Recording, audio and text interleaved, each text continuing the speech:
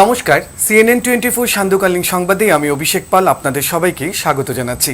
বিস্তারিত খবরে যাওয়ার আগে প্রথমে চোখ রাখবো আজকের সংবাদ শিরোনামে। নবনির্বাচিত সভাপতি গৌরব গগৈর নেতৃত্বে 2026 সালে রাজ্যে সরকার গঠন করবে কংগ্রেস, বললেন অভিজিৎ পাল।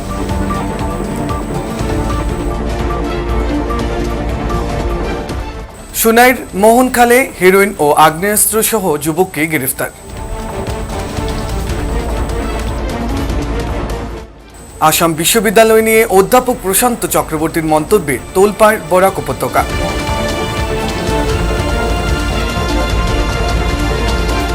বন্ধুদের সঙ্গে ঘুরতে গিয়ে রহস্যজনক মৃত্যু, যুবকের মামলা।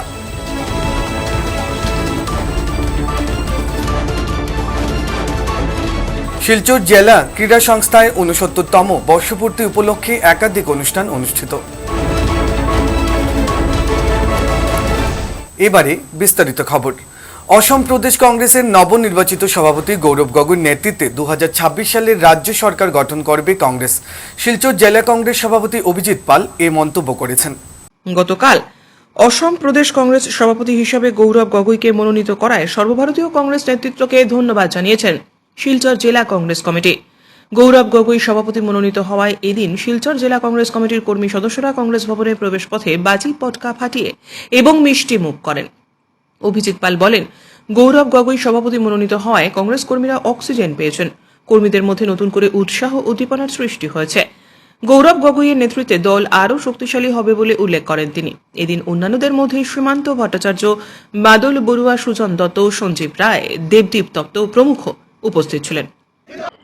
গতকালকে বিকালে যখন নিখিল ভারত কংগ্রেস কমিটির সম্মানীয় সভাপতি মল্লিকার্জুন খার্গেজি নির্দেশক্রমে আসাম প্রদেশ কংগ্রেসের নতুন সভাপতি রূপে গৌরব গগৈকে দায়িত্ব দেওয়া হয়েছে, সেটা একটা আসামের রাজনৈতিকের জন্য এটা একটা ঐতিহাসিক দিন যে গৌরব গগৈর মতো ব্যক্তিত্ব যুব প্রজন্মকে যেভাবে নিখিল ভারত কংগ্রেস কমিটি উনার উপর ভরসা করেছেন এবং সমগ্র আসামের মানুষ জাতি ধর্ম বর্ণ নির্বিশেষে সবাই গৌরব গগৈর নেতৃত্বে আগামী 26-এর নির্বাচনে কংগ্রেস দল বিধানসভা ক্ষমতা আসার জন্য সবাই সেটা চায়। গোটা আসামের মানুষ চায় যে গৌরব গগৈ কংগ্রেসের নেতৃত্ব দেব। তাই আমি শিলচর জেলা কংগ্রেসের পক্ষ থেকে নিখিল ভারত কংগ্রেস কমিটির মাননীয় সভাপতি শ্রদ্ধেয় মল্লিকার্জুন খার্গে মহাশয়কে ধন্যবাদ জানাই বিরোধী দলনেতা তথা সর্বভারতীয় নেতা রাহুল গান্ধীজিকে ধন্যবাদ জানাই, নিখিল ভারত কংগ্রেস কমিটির সাধারণ সম্পাদক অর্গানাইজেশন কেসি বেণুগোপালজিকে এবং নিখিল ভারত কংগ্রেস কমিটির সাধারণ সম্পাদক তথা আসামের তত্ত্বাবধায়ক জিতেন সিংজিকে এবং আসামের যিনি সম্পাদক আছেন নিখিল ভারত কংগ্রেস কমিটির সম্পাদক পৃথ্বীরাজ সাঠে মহাশয়কে, যে ওনারা সঠিক সময় সঠিক সিদ্ধান্ত নিয়েছেন যে গৌরব গগৈর নেতৃত্বে আগামী 26-এ কংগ্রেসের জয় সুনিশ্চিত এবং কংগ্রেস আগামী 26-এ বিধানসভাতে কংগ্রেসের জয় জয়কার হবে গৌরব গগৈর নেতৃত্বে এবং গৌরব গগৈ মুখ্যমন্ত্রী হিসেবে আগামী 26-এ শপথ নেবেন। আজকে যেভাবে সমগ্র আসামের মানুষ গৌরব গগৈকে দায়িত্ব দেওয়ার সাথে সাথে কংগ্রেস কর্মীরা যেভাবে একটা অক্সিজেন পেয়েছে নতুন করে, যেভাবে কংগ্রেস দলের কর্মীদের মধ্যে উৎসাহ এসছে, আমরা নিশ্চিন্ত যে আগামী 26-এ গৌরব গগৈর নেতৃত্বে আসামে কংগ্রেস দলের সরকার গঠন করবে। এবং কালকে গৌরব গগৈ এই যখন সভাপতি হিসেবে নিযুক্তি দেওয়ার পর থেকে আসামের মুখ্যমন্ত্রী যেভাবে উনি ভয় পেয়েছেন, উনি আগে থেকে জানতেন যে গৌরব গগৈ যদি নেতৃত্ব দেন তো কোনো অবস্থায় ওনারা 26-এ আর ওনারা গতি দখল করতে পারবেন না, 26-এ সরকারে ওনারা আসবেন না। তাই আগে থেকে কিভাবে গৌরব গগৈকে কালিমা লিপ্ত করা যায় সেটা দিয়ে অনেকদিন ধরে উনি চেষ্টা করেছেন, কিন্তু সর্বভারতীয় নেতৃত্ব সঠিক সিদ্ধান্ত নিয়েছেন যে গৌরব গগৈকে নেতৃত্ব দিয়েছেন এবং গৌরব গগৈর নেতৃত্বে আজকে মুখ্যমন্ত্রী হতাশাগ্রস্ত। মুখ্যমন্ত্রী ভালোভাবে জানেন যে গৌরব গগৈর নেতৃত্বে আসামে কংগ্রেস আগামী বিধানসভা নির্বাচনে একক সংখ্যাগরিষ্ঠ নিয়ে আসামে ক্ষমতায় আসবে। সবাই একটা মনের মধ্যে একটা অক্সিজেন পেয়েছেন, নতুন করে একটা অক্সিজেনের সঞ্চার হয়েছে। সবাই আমরা আশাবাদী যে গৌরব গগৈর যেরকম বলিষ্ঠ নেতৃত্ব, সেই বলিষ্ঠ নেতৃত্বে আগামী দিনে আমরা 1 বছরের মধ্যে আমরা ক্ষমতায় আসব। সেই আনন্দে আজকে কর্মীরা সবাই উৎসাহিত হয়ে কংগ্রেস অফিসে আসছেন এবং আমরা সবাই মিলে সেই আনন্দে উৎসাহে আমরা উদ্দীপনায় সবাই মিলে সেই উদযাপন করেছি। আমরা নেশাদ্রব্য ও আগ্নেয়াস্ত্র সহ এক উপজাতি যুবককে গ্রেফতার করল কাছাড় পুলিশ। জানা যায়, পুলিশ সূত্রে খবর, সোমবার আনুমানিক রাত 9টার দিকে গোপন খবরের ভিত্তিতে কচুদরম থানার পুলিশ এবং 38 আসাম রাইফেলসের একটি দল ধলাইয়ের মোহনখাল রামমানিকপুর জিপির নাগা খালে এক অভিযান চালায়। এই যাত্রীবাহী অটো থেকে 2 মাদক পাচারকারীকে আটক করার চেষ্টা করলে পাচারকারীরা পিস্তল ঠেকিয়ে পালাবার চেষ্টা করে। তবে প্রাণের ঝুঁকি নিয়ে এক পুলিশকর্মী একজনকে পাকড়াও করতে সক্ষম হলেও অন্যজন পালিয়ে যায়। আটককৃত পাচারকারী ব্যাগ থেকে 56টি সাবানের বক্সে ভর্তি 684 গ্রাম হেরোইন উদ্ধার করা হয়। এছাড়াও তার কাছ থেকে একটি 32 পিস্তল এবং 2টি ম্যাগাজিন, 19টি তাজা কার্তুজ বাজেয়াপ্ত করা হয়েছে। প্রাথমিক জিজ্ঞাসাবাদে আটককৃত যুবক জানিয়েছে যে 2জন ব্যক্তি তাকে এই মাদকদ্রব্য পাচারের জন্য দিয়েছিল। আটককৃত যুবক লক্ষ্মীপুর থানা এলাকার দিলখুশ গ্রান্টের বাসিন্দা বলে জানা গিয়েছে। এই খবর পেয়ে দ্রুত ঘটনাস্থলে পৌঁছন কাছাড়ের পুলিশ সুপার নুমাল মাহাতা এবং অতিরিক্ত পুলিশ সুপার সুব্রত। এছাড়াও অভিযানে উপস্থিত ছিলেন সদর থানার ভারপ্রাপ্ত কর্মকর্তা সহ বহু আধিকারিকেরা। এই বৃহৎ সাফল্য মাদক পাচার চক্রের বিরুদ্ধে পুলিশের চলমান অভিযানের একটি গুরুত্বপূর্ণ অংশ। পুলিশ পলাতক অন্য পাচারকারীর খোঁজে তল্লাশি চালাচ্ছে এবং মাদক চক্রের মূল হোতাদের গ্রেপ্তারের চেষ্টা করছে।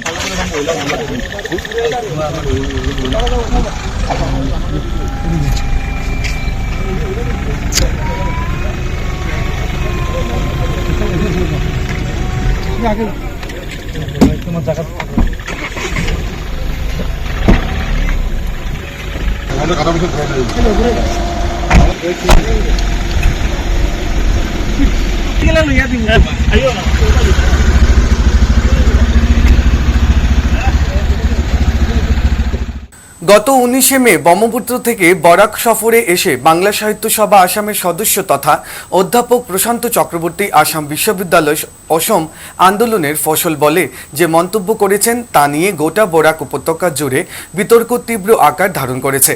অধ্যাপক প্রশান্ত চক্রবর্তীর মন্তব্যে বরাক উপত্যকার জনগণের মনে আঘাত এনেছে বলে মঙ্গলবার সাংবাদিক সম্মেলনে মুখ খুললেন ছাত্র সংগঠন আকসার প্রাক্তনী সদস্যরা। 80-র দশকে বরাকের ভৌগোলিক দিক থেকে একটি কেন্দ্রীয় বিশ্ববিদ্যালয় স্থাপনের দাবিতে সংগঠন আকসা তীব্র আন্দোলন গড়ে তুলেছিল। উচ্চশিক্ষা গ্রহণে ব্রহ্মপুত্র উপত্যকা পাড়ি দিয়ে বরাকের অনেক ছাত্রছাত্রীকে উগ্র জাতীয়তাবাদীদের কাছে চরম হেনস্থার শিকার হতে হয়েছিল। এই ঘটনা ঘিরে উত্তপ্ত হয়ে উঠেছিল সেই সময়। টানা 10 বছর আন্দোলন চালিয়ে যাওয়ার পর সরকার শিলচরে আসাম বিশ্ববিদ্যালয় স্থাপনের অনুমতি দেয়। 1994 সালে শিলচরের আসাম বিশ্ববিদ্যালয় পূর্ণাঙ্গ রূপে যাত্রা শুরু করে।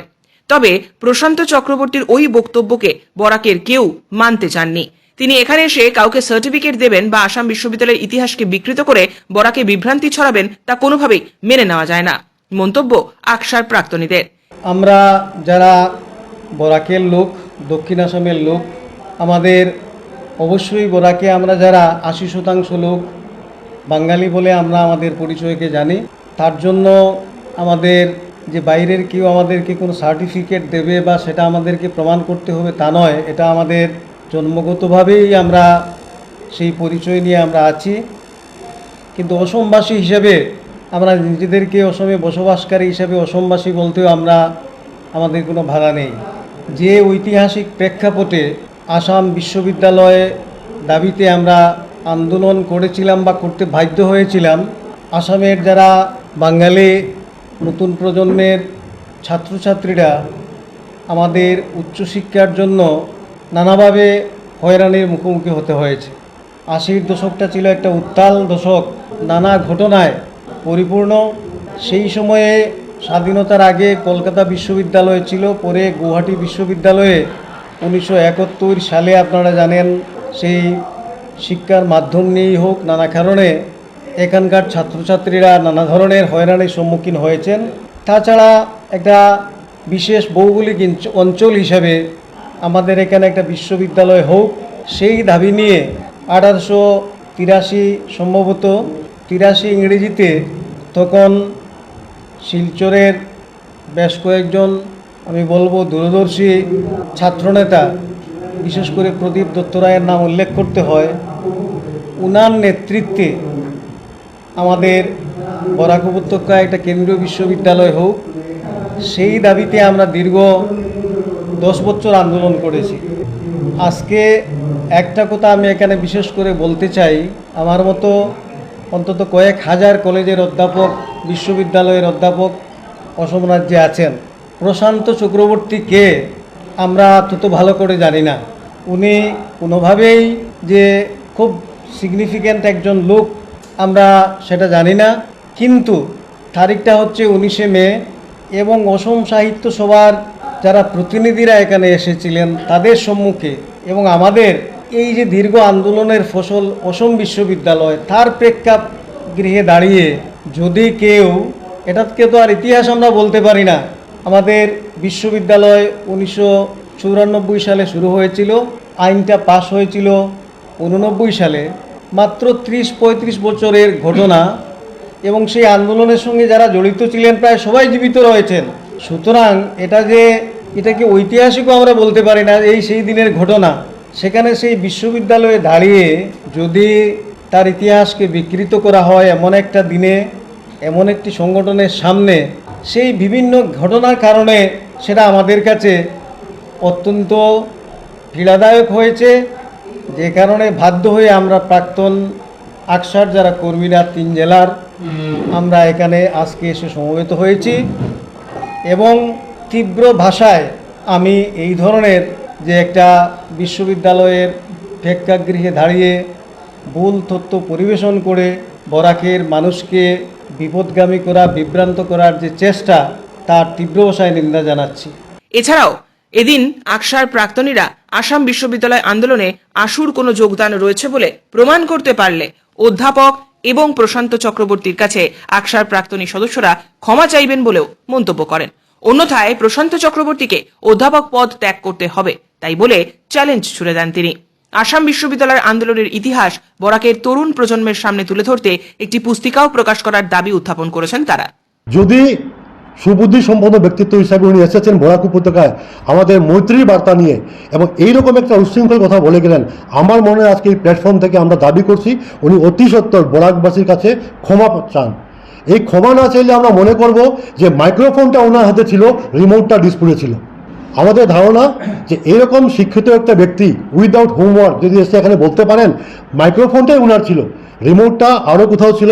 আমরা চাই যার কাছে রিমোটটাও, যে সত্যতা ছিল সততা প্রমাণ করতে হবে। এবং আমার একটা হেডলাইন এখনও মনে আছে দৈনিক সোনারগাছায় লেখা ছিল আবার রক্ত ঝরাবো আকসা। এই হেডলাইনটা আমার এখনও স্মরণে আছে, চোখে ভাসছে। রক্ত ঝরাবে আকসা, রক্ত ঝরাবে বরাকবাসী, আর বহিরাগত লোকরা এসে বলবে যে এটা আসাম আন্দোলনের অবদান। আমরা দেখুন বরাকবাসীর লোকরা আমরা অতিথি দেবো ভব আমরা বিশ্বাস করি, আমরা অতিথিকে সম্মান দিতে বিশ্বাস করি, কিন্তু এর মানে এটা না যে ব্রহ্মপুত্র থেকে এসে এখানে আমাদের মাটিতে দাঁড়িয়ে আমাদের সেই আন্দোলনকারীদেরকে অপমান করবেন, আমাদের শহীদদেরকে অপমান করবেন, আমাদের আকসার নেতৃত্বে যে বরাকবাসী মাঠে ঝাঁপিয়ে পড়েছিল সেই বরাকবাসীকে অপমান করবেন। আমরা চুপ করে বসে থাকবো? আজকে এই সাংবাদিক সম্মেলন এর প্রতিবাদ হিসেবে আমরা করছি এবং আমরা আশা ব্যক্ত করছি যে আমাদের কথাগুলো, আমাদের প্রাক্তন যারা বলেছেন কথাগুলো, সেই কথাগুলো আপনাদের মাধ্যমে শুধু ডিসপুর নয় দিল্লি পর্যন্ত যাবে। যে বরাক উপত্যকার লোকের যে চাহিদা ছিল, যে দাবি ছিল, যে ডিমান্ড ছিল আসাম বিশ্ববিদ্যালয়। আপনারা দেখুন ডিব্রুগড়কে বলা হয়েছে ডিব্রুগড় বিশ্ববিদ্যালয়, তেজপুরকে বলা হয়েছে তেজপুর বিশ্ববিদ্যালয়, কিন্তু আমাদেরকে বলা হয়নি যে বরাক বিশ্ববিদ্যালয় বা শিলচর বিশ্ববিদ্যালয়। তো ষড়যন্ত্র সেখানেও ছিল এবং আজও প্রশান্ত চক্রবর্তীর বয়ানে আমরা ষড়যন্ত্র দেখছি। সঙ্গে দাবি জানাচ্ছি আসাম বিশ্ববিদ্যালয়ের যে ইতিহাস, সেই ইতিহাসকে নিরপেক্ষভাবে সমস্ত ঘটনা সম্মিলিত করে তার ইতিহাস লেখা হোক। কারণ আমাদের ভবিষ্যৎ প্রজন্ম যাতে জানে এই বিশ্ববিদ্যালয়ে কেউ আমাদেরকে উপহার দেয়নি, আমরা লড়াই করে এনেছি। এই বিশ্ববিদ্যালয়ের সঙ্গে আমাদের বরাকের ভবিষ্যৎ জড়িত, এই বিশ্ববিদ্যালয়ের সঙ্গে সমস্ত উত্তর পূর্বাঞ্চলের ভবিষ্যৎ জড়িত। সুতরাং এই ইতিহাসটা আমরা আমাদের যারা নতুন প্রজন্ম তাদের কাছে তুলে ধরতে চাই। বন্ধুদের সঙ্গে ঘুরতে গিয়ে রহস্যজনকভাবে মৃত্যু ঘটল যুবকের। নদী থেকে উদ্ধার যুবকের নিথর দেহ। পরিকল্পিত খুনের অভিযোগ এনে 3 জনের বিরুদ্ধে বরখলা থানায় মামলা দায়ের করেন যুবকের বাবা। শিলচর নতুন কাঞ্চনপুরের বাসিন্দা বিমল দাসের ছেলে উৎপল দাসের মৃতদেহ উদ্ধার হয় রবিবার বড়খলার দুর্গম অঞ্চল দূরবীন টিলায়। বড়খলা পুলিশ খবর পেয়ে মৃতদেহ উদ্ধার করে মরণোত্তর পরীক্ষার জন্য শিলচর মেডিকেল কলেজে পাঠিয়েছে। অবশেষে তার পরিচয় বেরোতেই ঘটনার নেপথ্যের রহস্য সামনে এসেছে। বিমলবাবু জানান, রবিবার ছেলের এক বন্ধুর ফোন পেয়ে উৎপল উদারবন্দ রাজবাড়িতে ঘুরতে যাওয়ার কথা বলে সকালে নিজের বাইক নিয়ে বেরিয়ে যায়।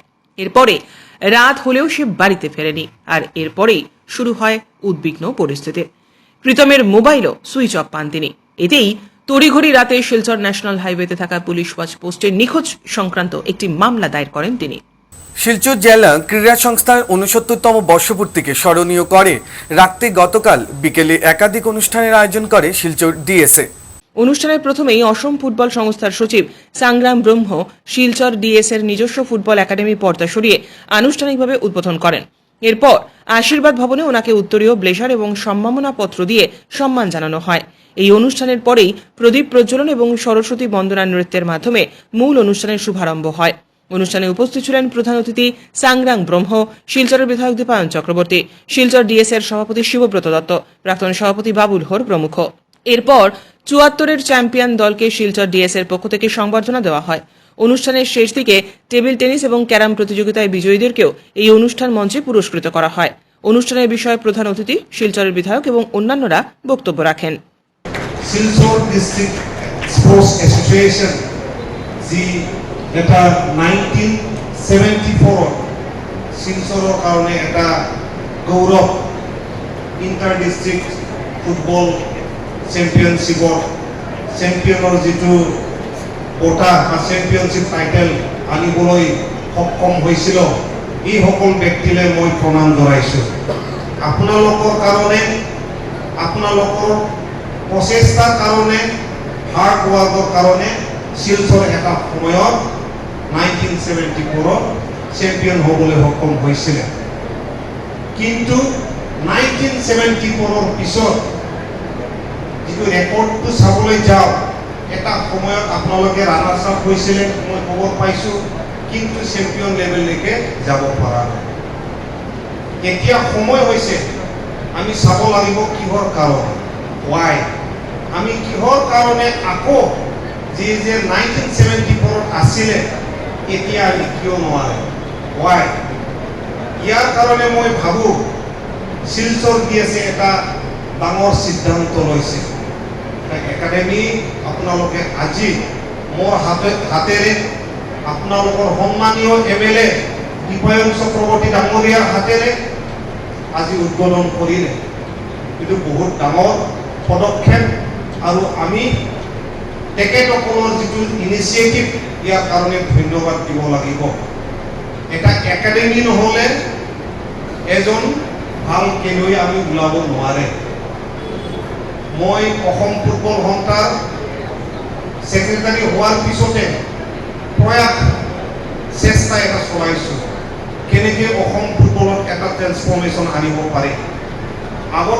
আগৰ দিনৰ পৰাই কাম কৰি আছে। আগত দেখিবলৈ পাইছোঁ বহুত ডাঙৰ ডাঙৰ খেলুৱৈ ওলাই গ'ল, হেৰল চাংমা নিচিনা খেলুৱৈ ওলাই গ'ল, পলিচৰম নাৰ্জাৰী এতিয়াও খেলি আছে, দুৰ্গাপুৰত খেলি আছে। কিন্তু এটা সময় আহিল আমি ক'ৰবাত শুই আছোঁ যেন লাগে। আগত যিটো গ্ল'ৰী 82, 83, 84, ইয়াৰ পিছত যিটো কিছুমান বছৰ আছে একদমবাৰে নীল, আমি একো দেখিবলৈ নাপালোঁ। যিমান ভাল ভাল ডাঙৰ ডাঙৰ ক্লাব আছিলে সকলোৱে শুই গ'ল, একো নাই, এক্টিভিটি নাই।